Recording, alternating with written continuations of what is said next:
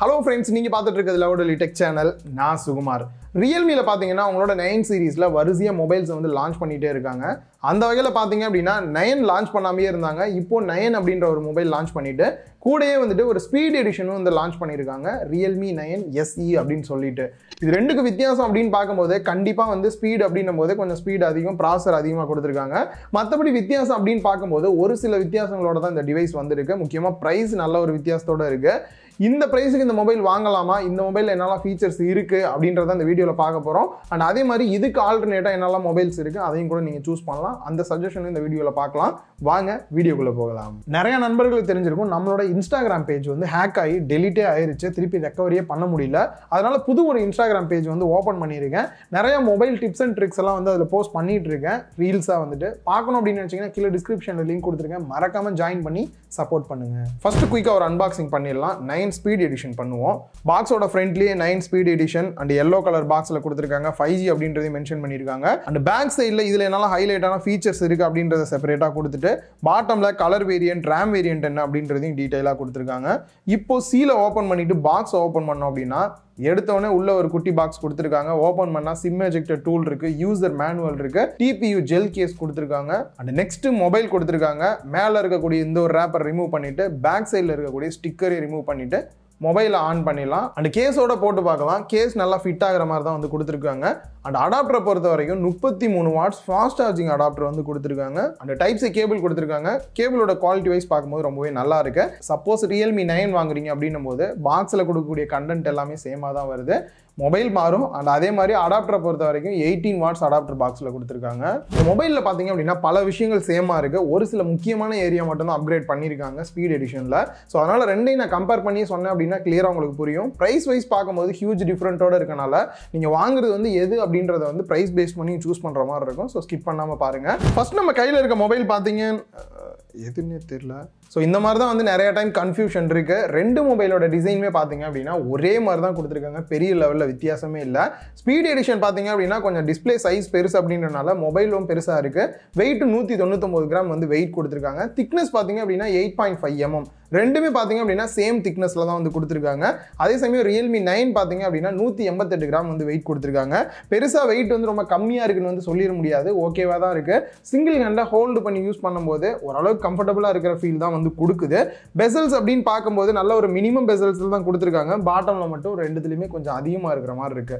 So overall design wise பார்க்கும்போது பெரிய லெவலில் ரெண்டுமே வித்தியாசம் இல்லை. பட் கலர் வைஸ்ல பார்த்தீங்க அப்படின்னா SE வந்து பேக் சைடில் மேட் ஃபினிஷ்லையும் கொஞ்சம் நாய்ஸ் ஆட் பண்ண மாதிரி சொரசொரப்பா இருக்கிற ஃபீல் வந்து கொடுக்குது. கலர் வைஸ் பார்க்கும்போது அசூர் க்ளோ அண்ட் ஸ்டாரி க்ளோன்னு ரெண்டு ஆப்ஷன் இருக்கு. நம்ம கையில இருக்கிறது அசூர் க்ளோ தான் இருக்கு. பேர் எல்லாமே ரொம்ப வித்தியாசமா வைக்க ஆரம்பிச்சிட்டாங்க. அண்ட் அதே மாதிரி Realme 9 பேக் சைட் பார்த்தீங்க அப்படின்னா அப்படியே ஒரு கிளாஸ் அப்படின்ற ஒரு ஃபீல் கொடுக்குற மாதிரி வந்து மேட் ஃபினிஷ்ல வந்து கொடுத்துருக்காங்க. நாய்ஸ் மாதிரிலாம் எதுவுமே வந்து ஆட் பண்ணாம பட் ரெண்டுமே வந்து பிளாஸ்டிக் தான் வந்து கொடுத்துருக்காங்க. அண்ட் இதுல வந்து பாத்தீங்க அப்படின்னா ஸ்டார் கேஸ் ஒயிட் அப்படின்ற ஒரு கலரும் நம்ம கையில இருக்கிறது பிளாக் கலர் வந்து கொடுத்துருக்காங்க. ஓவராலாவே பார்க்கும்போது பெரிய லெவல்ல வித்தியாசம் இருக்கிற ஃபீல் எதுவுமே இல்ல. சோ டிஸ்பிளே அப்படின்னு பார்க்கும்போது கண்டிப்பா ஒரு ஹியூஜான டிஃபரெண்ட் இருக்கு அப்படின்னே சொல்லலாம். Realme 9ல 6.5 inch Full HD Plus LCD display கொடுத்திருக்காங்க. அதுவே இந்த பக்கம் ஸ்பீட் எடிஷன்ல 6.6 inch Full HD Plus IPS LCD display கொடுத்திருக்காங்க. கொஞ்சம் டிஸ்பிளே சைஸ் பெருசா இருக்கு. ரிஃப்ரெஷ் ரேட்டை பொறுத்த வரைக்கும் 90 Hz ரிஃப்ரெஷ் ரேட் Realme 9ல கொடுத்திருக்காங்க. ஸ்பீட் எடிஷன்ல 144 Hz 6 அடாப்டிவ் ரேஞ்ச் வந்து சேஞ்ச் ஆகுற மாதிரி வந்து கொடுத்திருக்காங்க. சோ 144 Hz போது இன்னும் கொஞ்சம் ஸ்மூத்தான உங்களுக்கு ஃபீல் வந்து கிடைக்கும். டச் சாம்பிளிங் ரேட் அப்படின்னு பார்க்கும்போது 180 Hz கொடுத்திருக்காங்க. ஸ்பீட் எடிஷன்ல 240 Hz வந்து டச் சாம்பிளிங் ரேட் வந்து கொடுத்திருக்காங்க. டார்கெட்டே பாத்தீங்கன்னா இந்த ஸ்பீட் எடிஷன் கேம் பிளே பண்றவங்களுக்காக தான். சோ 240 Hz கொடுத்திருக்கனால கேம் பிளே பண்ணும்போது அந்த டச் ரெஸ்பான்ஸ் ரொம்பவே நல்லா இருக்கு. பீக் பிரைட்னஸ் அப்படின்னு பார்க்கும்போது 600 nits வந்து கொடுத்திருக்காங்க. இன்டோர் அவுட்டோர் நல்லாவே இருக்கு. டைரக்ட் சன்லைட்ல ஓரளவுக்கு நல்லாவே மேனேஜ் பண்ணுது. லெஃப்ட் சைடுல ட்ரிபிள் ஸ்லாட் கொடுத்திருக்காங்க. ரெண்டு சிம் கார்டு ஒரு SD கார்டு சேம் டைம்ல யூஸ் பண்ணிக்க முடியும். SD கார்டை பொறுத்த வரைக்கும் 1 TB வரைக்கும் எக்ஸ்பேண்டபிளா கொடுத்திருக்காங்க. 5G பேண்டை பொறுத்த வரைக்கும் டார்கெட்டடா 5G மொபைல் லான்ச் பண்றாங்க அப்படின்னா இந்த 13 பேண்ட் கொடுத்துட்டாங்க அப்படின்னா பெட்டரா இருக்கும். ஏன்னா ஃபியூச்சர் ப்ரூஃபா இருக்கிற ஃபீல் கொடுக்கும். இதுல 5 பேண்ட் தான் வந்து சப்போர்ட்டே வந்து கொடுத்திருக்காங்க. 5G மொபைல்னா கரெக்டா கொடுத்துட்டா நல்லா இருக்கும். அது ஒரு குறையா இருக்கிற ஃபீலா இருக்கு இந்த மொபைல்ல. அண்ட் வால்யூம் ராக்கர் கீயும் லெஃப்ட் சைடுல தான் கொடுத்திருக்காங்க. அண்ட் பாட்டம்ல 3.5 audio jack, mic, type C port and speaker கொடுத்திருக்காங்க. ஸ்பீக்கரை பொறுத்த வரைக்கும் இன்னைக்கு நிலைமைக்கு பல பிராண்ட்ஸ் வந்து டியூவல் ஸ்பீக்கர் செட்டப் கொடுக்க ஆரம்பிச்சிட்டாங்க. இதுல சிங்கிள் ஸ்பீக்கர் செட்டப் தான் வந்து வருது. கண்டிப்பா அது ஒரு குறையா இருக்கிற ஃபீல் தான் இருக்கு. பட் சவுண்ட் குவாலிட்டியை பொறுத்த வரைக்கும் நல்லா தான் இருக்கு. ஜஸ்ட் ஒரு சாம்பிள் கேட்டு பாருங்க.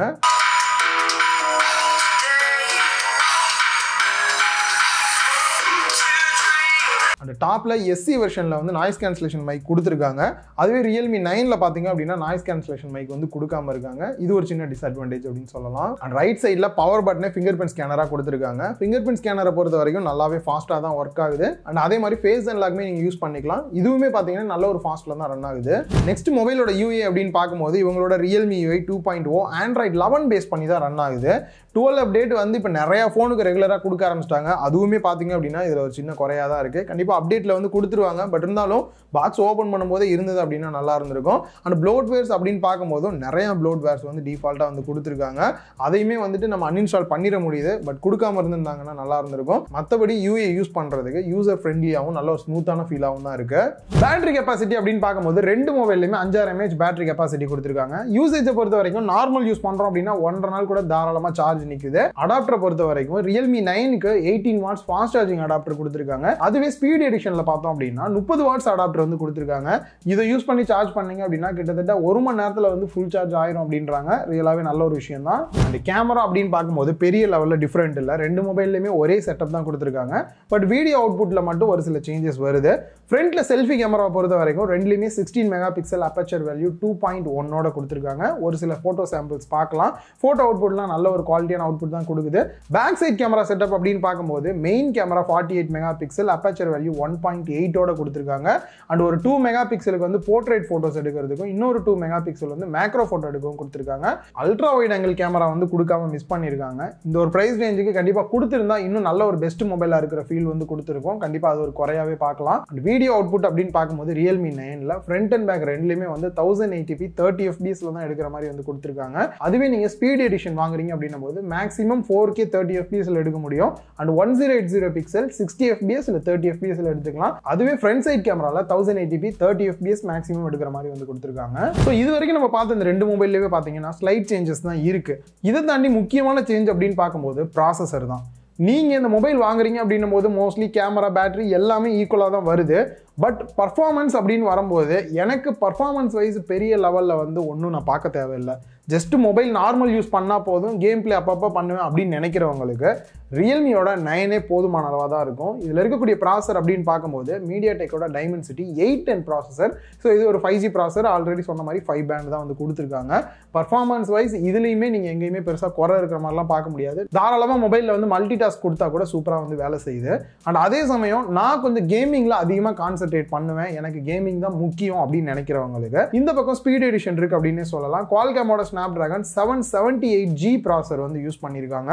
ஸோ இதோட பர்ஃபார்மன்ஸ் வைஸ் பார்க்கும்போது வேற லெவலில் கேம் பிளே வந்து பண்ண முடியும். ஒரு 20,000 ரூபாய் பட்ஜெட்டில் ஒரு மொபைல் வாங்குற நல்ல கேம் பிளே பண்ணுற மொபைல் வேணும் அப்படின்னு நினச்சிங்கன்னா இது தாராளமாக சூட்டபிளாக இருக்கும். அண்ட் அதே மாதிரி கேம் பிளே பண்ணும்போது இன்னும் சப்போர்ட்டாக இருக்கிறதுக்கு உங்களுக்கு 240 Hz டச் சாம்பிளிங் ரேட்டும் கொடுத்துருக்காங்க. ஸோ டச் ரெஸ்பான்ஸ் இன்னுமே நல்லா இருக்கும் 9 கம்பேர் பண்ணும்போது. Realme 9ல ரேமோட டைப் அப்படின்னு பார்க்கும்போது LPDDR 4X ரேமும், ஸ்டோரேஜ் அப்படின்னு பார்க்கும்போது UFS 2.1ல கொடுத்துருக்காங்க. அதுவே ஸ்பீட் எடிஷன்ல பார்த்தீங்கன்னா ஸ்டோரேஜ் வந்துட்டு UFS 2.2ல வந்து கொடுத்துருக்காங்க. இந்த ஒரு சின்ன வித்தியாசம் இருக்கு. விர்ச்சுவல் ரேம் அப்படின்னு பார்க்கும்போது ரெண்டுலையுமே வந்து மேக்ஸிமம் 5GB வரைக்கும் எக்ஸ்பேண்ட் பண்ணிக்க முடியும். இந்த ரெண்டு மொபைலில் ஏதாவது ஒரு மொபைல் சூஸ் பண்ணுறோம் இல்லை ஏதாவது ஆல்டர்னேட் இருக்கா அப்படின்னு கேட்டிங்கன்னா கண்டிப்பாக நிறைய ஆல்டர்னேட் மொபைல்ஸ் வந்து இருக்கு. இன்னைக்கு நிலைமையில நிறைய மொபைல்ஸ் லான்ச் பண்ணுறாங்க. அதனால எதை சூஸ் பண்ணணும் அப்படின்றது உங்களுக்கு மட்டும் இல்லை எனக்குமே வந்து சில குழப்பங்கள் இருக்கு தான் செய்யுது. ஒவ்வொரு மொபைலுமே பார்த்தீங்க அப்படின்னா ஒரு ஹைலைட்டான ஃபீச்சரும் ரொம்பவே மொக்கையா இருக்கக்கூடிய சில விஷயத்தையும் வந்து சேர்த்து தான் வந்து இன்னைக்கு நிலைமைக்கு வந்து கொடுக்குறாங்க. ஸோ கம்பேர் பண்ணி பார்க்கும்போது ஒவ்வொரு மொபைலுமே ஒவ்வொரு விஷயத்துல பெஸ்ட்டாக இருக்கு, சில விஷயத்துல ஒஸ்ட்டாக இருக்கு. அப்படி பார்க்கும்போது Realme 9ல பார்த்தோம் அப்படின்னா நல்ல ஒரு LCD டிஸ்பிளே கொடுத்துருக்காங்க. குவாலிட்டி வைஸ் ரொம்ப நல்லா இருக்கு. AMOLED வந்து ட்ரை பண்ணியிருக்கலாம், அது கொடுக்காம விட்டது ஒரு சின்ன குறை அப்படின்னு சொல்லலாம். அதை தாண்டி 90 Hz ரிஃப்ரெஷ் ரேட்டோட பர்ஃபார்மன்ஸ் வைஸ் பார்க்கும்போது நல்ல ஒரு பர்ஃபார்மன்ஸ் உங்களுக்கு கிடைக்கும். கூட பேட்டரி லைஃப் வந்து நல்ல ஒரு பேட்டரி லைஃபும் கிடைக்கும். குறை அப்படின்னு பார்க்கும்போது சிங்கிள் ஸ்பீக்கர் செட்டப் தான் கொடுத்துருக்காங்க. Ultra wide angle camera miss ஆகுது. இன்னும் கொஞ்சம் கேமராவில் வந்து அப்கிரேட் வந்து பண்ணியிருக்கலாம். Android 11 பேஸ் பண்ணி தான் ரன் ஆகுது. 12க்கான அப்டேட்டோட வந்து ஃபோன்ஸை லான்ச் பண்ணியிருக்கலாம். இந்த மாதிரியான குறையும் இருக்கு இந்த பிரைஸ் ரேஞ்சில். பிரைஸ் அப்படின்னு பார்க்கும்போது 4GB RAM 64GB இன்டர்னல் ஸ்டோரேஜோட 15,000 ரூபாய் பிரைஸ் பண்ணியிருக்காங்க.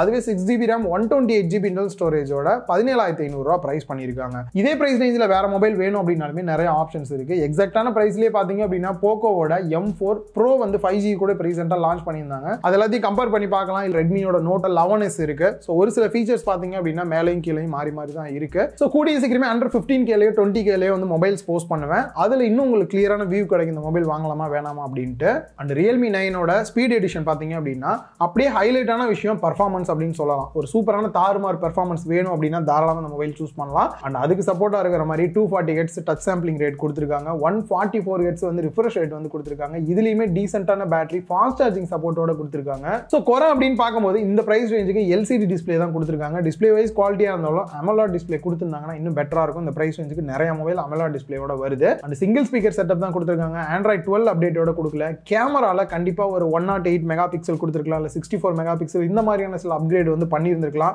இதுலயுமே பார்த்தீங்கன்னா வைட் ஆங்கிள் கேமரா மிஸ் ஆகிறது வந்து கண்டிப்பா குறையான ஒரு விஷயமா தான் தோணுது. பிரைஸ் அப்படின்னு பார்க்கும்போது 6GB RAM 128GB இன்டர்னல் ஸ்டோரேஜோட 20,000 ரூபாய் பிரைஸ் பண்ணியிருக்காங்க.